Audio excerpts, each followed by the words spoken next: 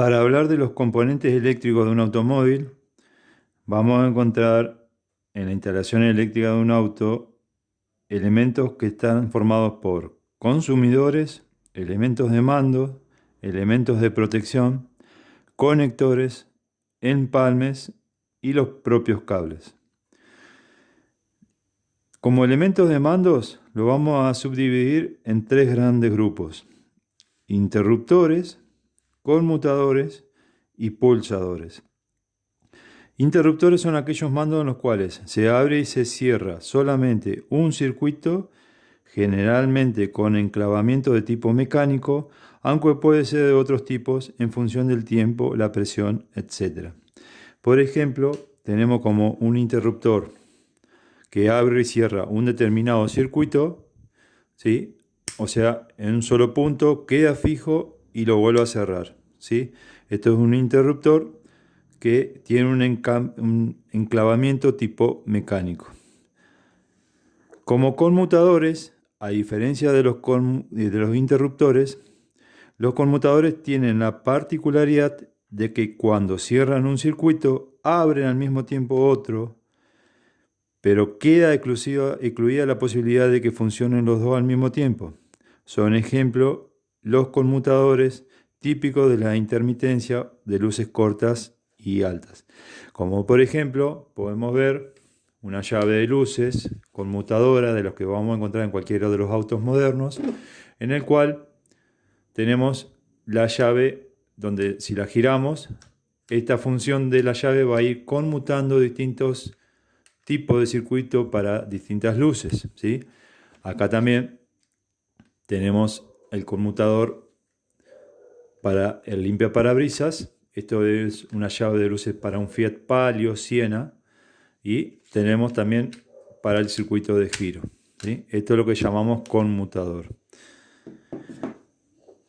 Después tenemos pulsadores, que es un elemento de mando, pero de retroceso automático, generalmente por muelle, lo que significa que en su posición de reposo está totalmente estable y necesita acción exterior mantenida para asegurar la maniobra eléctrica que realicen. Como por ejemplo, son los pulsadores accionados para una bocina, para una luz interior donde tenemos un bulbo pulsador en la puerta, puede ser para una llave de levantacristal. Como por ejemplo, tenemos acá una llave de levantacristal que en su posición de reposo está en una posición de funcionamiento neutro, pero si yo quiero hacerlo trabajar a un circuito, pulso y cuando yo deje de accionar vuelvo a su posición neutra. Lo mismo si hago de este lado. Esos son pulsadores. Tenemos también como pulsador, como ejemplo, podemos tener un pulsador de puerta, ¿sí? Estos son los pulsadores que van enclavados en la parte de donde va a ir la apertura de puerta y cierre, justamente para que cuando nosotros abrimos la puerta ese pulsador se active y haga masa y me haga prender la luz interior. Después tenemos como elementos de trabajo, podemos encontrar lámparas, motores, resistencias y electroválvulas. Las lámparas también las podemos subdividir en distintos tipos de lámparas. Por ejemplo, vamos a encontrar lámparas incandescentes, ¿sí? Que son las más comunes que vamos a ver en un mercado automotor, en distintos formatos, ¿sí? Acá tenemos una lámpara de 21 watts de un solo polo. Le llamamos un solo polo cuando tiene acá un solo punto de contacto. Las lámparas vamos a tener el punto positivo donde va a estar haciendo contacto, tenemos una aislación y el casquillo de la lámpara es donde hace la masa para que funcione la lámpara misma. En otro formato tenemos una lámpara parecida pero con dos filamentos y dos polos. Uno va a ser de más potencia que otro, como puede ser para un uso de posición stop para cualquier auto. Dentro del mismo formato tenemos lámparas de colores, ¿sí? Que van a ser exclusivamente para uso de luces de giro o balizas. Tenemos lámparas Todo esto es lo que es incandescentes, ¿sí? O sea que vamos a tener el filamento que se va a poner incandescente. Todo esto en distintos formatos y son las que llamamos de incandescencia. Después tenemos lámparas halógenas. Las halógenas son las que nosotros llamamos lámpara de diodo, son las que vamos a usar exclusivamente para alta luminosidad, como puede ser una luz alta o baja o las antinieblas. Este es un formato H4 que se llama, donde vamos a tener una potencia. En este caso, la más estándar de todas sería de 60 watts la alta, 55 watts la baja. Vamos a encontrar también distintos tipos de potencia, más arriba o más abajo, ¿sí? Este es el formato clásico de una lámpara de alta y baja. Son las llamadas lámparas halógenas, ¿sí? Lámpara que popularmente también la llamamos lámpara de diodo. Dentro de esto también vamos a encontrar con distintos tipos de vidrio.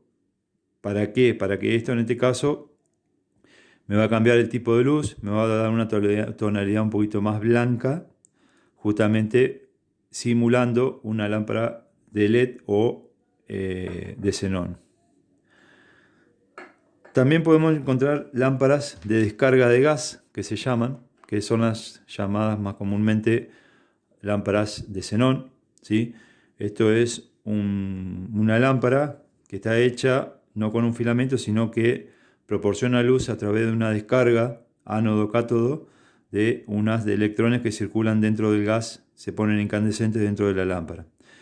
Para que funcione esto, necesita un elemento que me levante el voltaje para que justamente se active esta lámpara. Esto va conectado juntamente con un elemento transformador que se llama el balastro. Esto va a ser el balastro, digamos, que va a ser lo que me va a levantar ese voltaje que yo necesito para que se produzca la incandescencia en esta lámpara. Son las llamadas lámparas de xenón, ¿sí? También lo vamos a encontrar en distintos formatos. Este formato es una lámpara que va a reemplazar lo que es una lámpara H7, que son las más comunes que vamos a encontrar en el mercado de los autos más nuevos. También, fíjense, esta es una lámpara original, tipo de Toyota, que tiene el mismo formato de esto, pero tiene otro tipo de ficha. Estas ya son lámparas originales de un Toyota Corolla. Y después son las más comunes que se están actuando en la actualidad, que son las más comunes, digamos, las que se están viendo últimamente muchísimo, son las lámparas de diodo o comúnmente llamado LED. El LED es un diodo que es un diodo emisor de luz, ¿sí? Esto lo que hace es una lámpara justamente que puede llegar a reemplazar perfectamente una halógena y tiene la ventaja que consume muy poca corriente. Justamente eso alivia el consumo, el recalentamiento de cables y tira un haz de luz mucho más agradable y de buena luminosidad, ¿sí? Es lo que se está usando en la actualidad. Vamos a tener distintos formatos, ¿sí? En este caso es una lámpara H4 que va a reemplazar a la halógena convencional, ¿sí? En el cual vamos a encontrar la misma ficha, ¿eh? O sea que tenemos alta, baja y masa. Esto es una lámpara multiled también, que reemplazaría las comunes de estas, incandescentes, pero con LED. Y también podemos encontrar algunos modelitos más chicos, donde también vamos a encontrar diversidad de colores, ¿sí? Son lámparas sin casquillos, ¿sí? Donde reemplazan una lámpara de 1,2 para tableros, para darle color al tablero. Y también lámparas sin casquillo de 5 watts para poder darle color al interior de las ópticas, que muchas veces están embutidos este tipo de portalámparas en el interior de la óptica. Con esto le podemos dar una tonalidad distinta al blanco convencional. A su vez, dentro de lo que es elemento de trabajos, podemos ver motores. Esos motores vamos a encontrar en un montón de funcionamientos de circuitos, por ejemplo, motores de bomba de nafta, bomba de combustibles, motores de levantavidrio, motor electroventilador para la refrigeración, motores para los espejos retrovisores, motores para los techos solares corredizos, motores para los asientos con memoria, motores para los cierres centralizados, motor soplador para la calefacción, motores de reciclaje para la ventilación, motores de enfoque y limpieza de faros, motor de limpiaparabrisas, motor de bomba de agua, motor para la trampilla de climatización. También podemos nombrar motor de arranque. O sea que lo que es motores podemos encontrar también en distintos circuitos del auto. También podemos encontrar resistencias. ¿A qué le podemos llamar resistencia? Por ejemplo, la luneta desempañadora del vidrio trasero es una resistencia impresa en el vidrio que al circular corriente ahí genera un cierto calor. Ese trabajo me sirve para desempañar el vidrio trasero. ¿A qué le podemos también llamar una resistencia? Acá tenemos una resistencia de un electroventilador para disminuir la velocidad del ventilador, que lo podemos encontrar en distintos circuitos de electroventilador.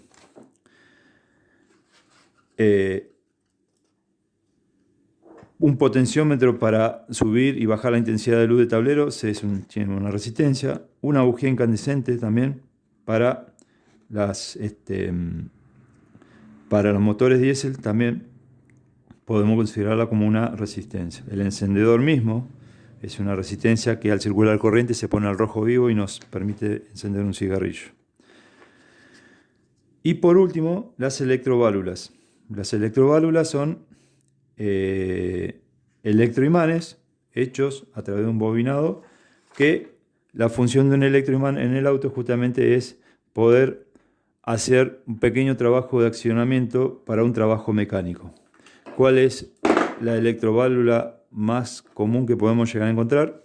Sería el automático de un motor de arranque. Dentro del cuerpo del automático solenoide de arranque es una electroválvula que lo que hace este electroimán es justamente un pequeño trabajo de accionamiento para que me haga el movimiento de la horquilla que yo necesito en un motor de arranque para que inserte el impulsor o bendix dentro de la corona del motor. Este es el electroimán más común que podemos llegar a encontrar. El electroimán también podemos usarlo para distintos funcionamientos, como puede llegar a ser el electroimán de un compresor de aire acondicionado, el automático de arranque, distintos componentes de inyección, del ABS, cambio automático, etc. Elementos de potencia. ¿A qué le llamamos elementos de potencia? Son elementos transformadores, o sea, estabilizan la corriente. ¿Cuáles llamamos elementos de potencia? Los llamados relays. Esto es un relay común, ¿sí? Hay distintos tipos de relays. Relay que vamos a encontrar con 4 o 5 patas. Algunos que vamos a tener una electrónica adentro, que esa electrónica lo que hace justamente es hacer que trabaje en un determinado tiempo a modo de temporizador. Y también lo vamos a encontrar de distintas potencias. En este caso es un relay de 12 volts, 50 amperes, que es lo más estándar y común que tenemos, que podemos encontrar. Bien.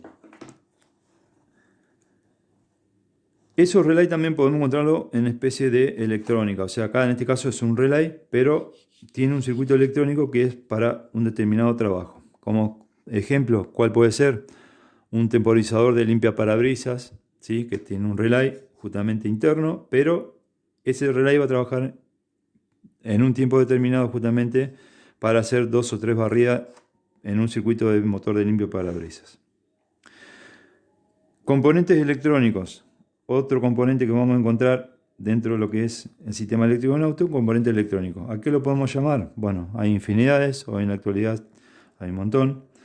Una alarma es un componente electrónico, un temporizador de bujía, un destellador electrónico es un componente electrónico.